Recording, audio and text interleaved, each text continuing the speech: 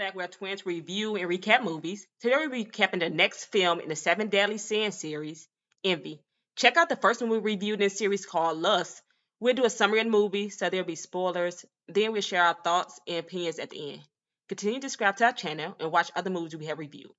The movie begins with our main character Keisha with a shocked look on her face after she just pushed someone down the stairs. They don't show who it is, but she screams no, and we hear a child voice saying, "Is that you, Mama?" We are then taken to the beginning of the movie, and Keisha is in the hospital. We learn her mom has died, and she doesn't have money to pay for a funeral. We see a flashback of Keisha and her mother when she was younger, and she asks her mother about her father.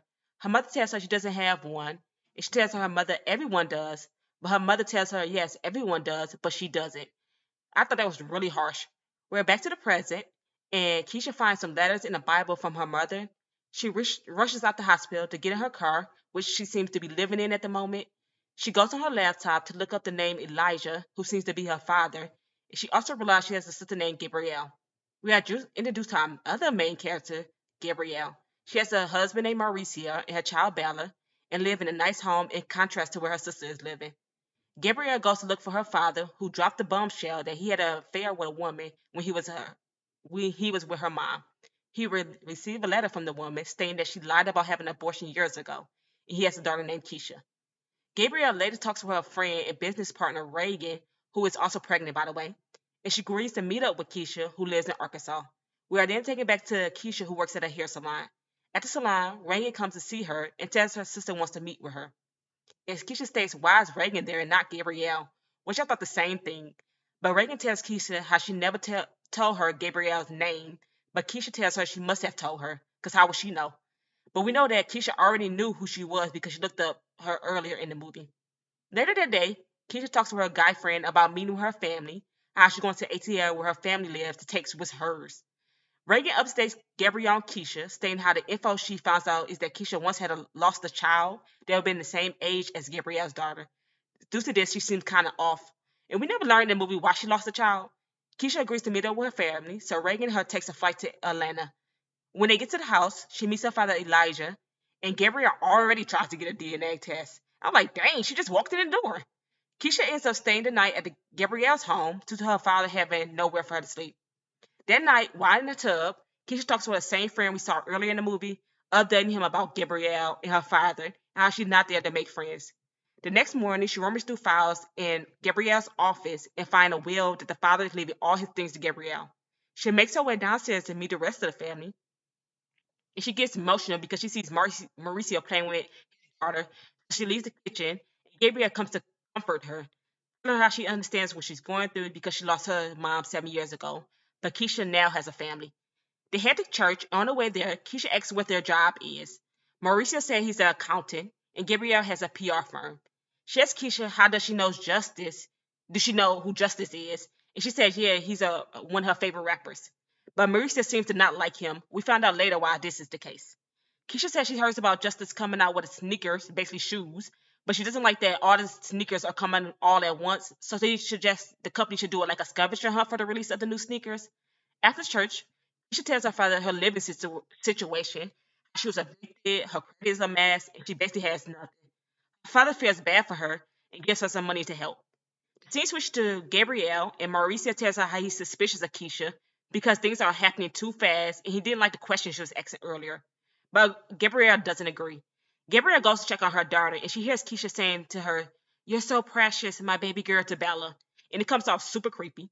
The next morning, the dad gets the paternity test on whether Keisha is his daughter, and they find out Elijah is, in fact, the father. The three go out to dinner to celebrate. Gabrielle offers Keisha a job at her PR firm. Dad offers her like a new car. Later in the day, she talks to her friend, telling him how her family wants her, and that she is finally living the life she should have lived. He tells her not to forget what she went through and how she is getting it way too deep, and to stick to the plan, which you don't know what that is at this moment. She gets a new car, and her father had promised her, but you know this is not as good as same car as Gabrielle's. At this point in the movie, we see how envy is played out. She gets a small office in in her sister's business. It's like a kind of like a little closet. Reagan tells Gabrielle she don't like that Keisha is working there. Gabrielle wants Keisha in the meeting with Justice, but Reagan decided that she shouldn't be there, so she sends Keisha to go get coffee for everyone. However, when she comes back from the coffee run, Keisha meets Justice and realizes Gabrielle is pitching the same idea that Keisha gave her about the scavenger hunt idea she did earlier in the movie. Obviously, she is upset about this, but she doesn't show her anger towards Gabrielle. Later at night, Gabrielle and Mauricia go out for dinner while Keisha watches Bella. She goes into Gabrielle's closet trying on her dresses, and she gets caught by Mauricio. Keisha deflects by telling him how she's just trying to make Gabrielle happy, she only make coffee for the office, and she knows Justice is financing Gabrielle's PR company. Mauricio looks upset because he is unaware of Justice's involvement in the PR firm. Of course, Keisha knew he didn't know. She just wanted to cause a wedge between the couple. The next morning, Keisha makes cookies for Bella's bake sale. Gabrielle says she can't make her daughter bake sale due to a presentation she give it at work. She tells the family she'll take them out for ice cream after to make up for missing out.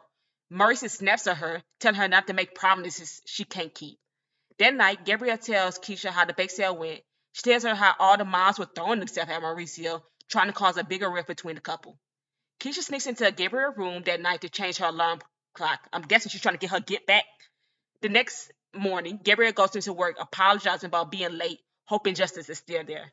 But Reagan tells her Keisha already did the presentation, which makes Gabrielle upset. She talks to her husband later on that night about how he was suspicious that Keisha was already there to give the presentation. Surprisingly, though, her husband takes Keisha's side, saying give her a break. He confronts her about Justice financing her PR company, especially since he was her ex boyfriend. She says it was years ago and doesn't want to talk about Justice. They both end up going to sleep mad. Keisha and Gabrielle have lunch with Justice the next morning. We learn in this conversation that Justice actually asked to marry Gabrielle in the past, but she didn't take him seriously. At the dinner meeting, Justice tells Gabrielle how he is moving up the sneaker lunch to a week instead of a month, and he wants Keisha to take point on the lunch. Also, she invited a blogger, Vede, to the event. At this point, Keisha slowly tries to take over Gabriella's life. After the lunch dinner, Mauricio tells Gabrielle and Keisha that someone has been taking $500 from the family account. We see Keisha looking like she knows where the money went. Keisha spills that they were out to dinner with Justice, which upsets Mauricio. He asks Gabrielle later, did she hook up with Justice when they were on a break, and if their daughter is even his. She doesn't answer the question. Another fight they have seemed unsolved. They didn't never resolved. At church the next morning, Keisha starts texting Vede, a blogger, sending her some juicy tea while the couple is sitting next to her listening to the pastor. We learn what the tea was at the premiere lunch party for the sneakers. At the red carpet, Vede tells Gabrielle and Justice the rumor is that Gabrielle's daughter is Justice, and Vede asks, was Gabrielle the one that got away? And Justice says, a gentleman never tells. Mauricio overhears this, gets mad, and the two get into a fight in front of a bunch of cameras. The fight is broken up. Mauricio and Gabrielle go to the back of the event and he tells her how he wants her to drop Justice as a client. She says it wouldn't be good for the company's image, so he tells her he is going to pack his things to leave. Keisha overhears this, and she tries to come on to Mauricio. He shuts her down real quick and leaves. Gabrielle confronts Justice, asking him why he started a fight with her husband. He tells her that Keisha got into his head about Bella being his child. Gabriella now realizes how shady Keisha has been the whole time. As Gabrielle is leaving the event, she sees Vede on her way out, asking her how she got the information about her, and she tells her it was from Keisha. Gabrielle calls Reagan, tells her Keisha has been trying to destroy her family, and Reagan says she just wants to be you, kind of envious. As this is happening, Keisha's at Gabrielle's home trying to send an email to Gabriella's PR company to change everything to her name. I don't know why she thought if she sent the email, they would automatically give her Gabrielle's company. She says she's also taking care of Bella. She tells the little girl to call her mama. She is full on deranged at this point. The scene switches back to Reagan, telling Gabrielle that she left Bella with Keisha, so she hurries to Gabriella's home. Her and Keisha get in an argument, which leads to Keisha pushing Reagan down the steps, and we are back to the scene we saw in the beginning of the movie. Keisha rushes out of the house with Bella, essentially kidnapping the girl. She does call the police, but because Reagan is pregnant and she wants to make sure she gets help. Keisha stops on the side of the road because where is she going? She had nowhere to go. She ended up calling her dad. He convinced her to give the daughter to him and said he would be there for her. He goes back to Gabrielle's home where there's police waiting to arrest her. He gets handcuffed and tells Gabrielle she is sorry for what she has done. Mauricio and Gabrielle make up, both agreeing to do better. I guess a few days have passed. Gabrielle and Elijah, the dad, go to visit Keisha, who is locked up. The dad tells her she deserves forgiveness and how they were brought together for a reason, and how her mom wanted them to meet. She tells him she was the one who wrote the letters given to her father. She knew about him before by looking him up. Everything was a lie since she first met him.